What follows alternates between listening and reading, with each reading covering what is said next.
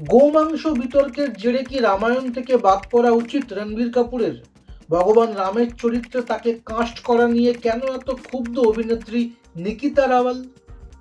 নিতেশ তিওয়ারির বহু প্রতীক্ষিত রামায়ণে রণবীর কাপুরকে ভগবান রামের চরিত্রে দেখা যাবে, এই খবর প্রকাশ্যে আসার পর থেকে এই বিতর্ক যেন কিছুতেই পিছু ছাড়ছে না।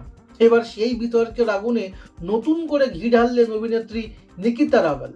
তিনি সোজাসুজি রণবীরের পুরনো একটি মন্তব্যের প্রসঙ্গ টেনে এনেছেন, যেখানে রণবীর নিজেকে বড় গোমাংস প্রেমী বলে দাবি করেছিলেন।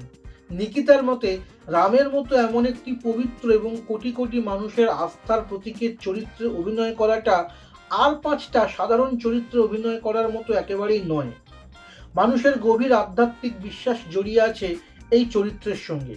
তাই যে ব্যক্তি প্রকাশ্যে গোমাংস খাওয়ার কথা স্বীকার করেছেন, তার কিছুতেই এমন চরিত্রে অভিনয় করা সাজে না। নিকিতা রীতিমতো ক্ষোভ উগরে দিয়ে বলেছেন, ছবির নির্মাতারা শুধু ব্যবসার কথা ভেবে মানুষের বিশ্বাস এবং ভগবান রাম দুজনেরই অপমান করেছেন। তিনি এও দাবি করেছেন যে রণবীর কাপুরকে অবিলম্বে প্রকাশ্যে ক্ষমা চাইতে হবে।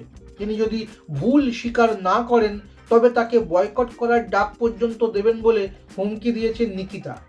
এই বিতর্কের সূত্রপাত মূলত রণবীরের পুরনো একটি ভিডিও থেকে, যা রামায়ণ ছবির ঘোষণার পর থেকেই সোশ্যাল মিডিয়ায় বারবার ফিরে আসছে।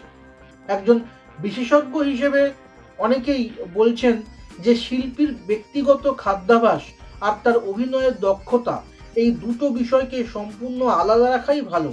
সিনেমা একটা আদ্যপান্ত শিল্পের জায়গা, আর সেখানে কে কতটা নিখুঁতভাবে পর্দায় চরিত্রটাকে ফুটিয়ে তুলতে পারলো, দিনের শেষে সেটাই সবচেয়ে বেশি ম্যাটার করে। তবে ধর্ম বা মানুষের ভাবাবেগের বিষয়টাও এদেশে খুবই স্পর্শকাতর। তাই নির্মাতাদেরও এই ধরনের বিতর্কের মোকাবিলা করতে সবসময় প্রস্তুত থাকতে হবে। এ ব্যাপারে আপনাদের কি মত? আপনাদের মতামত অবশ্যই কমেন্ট করুন।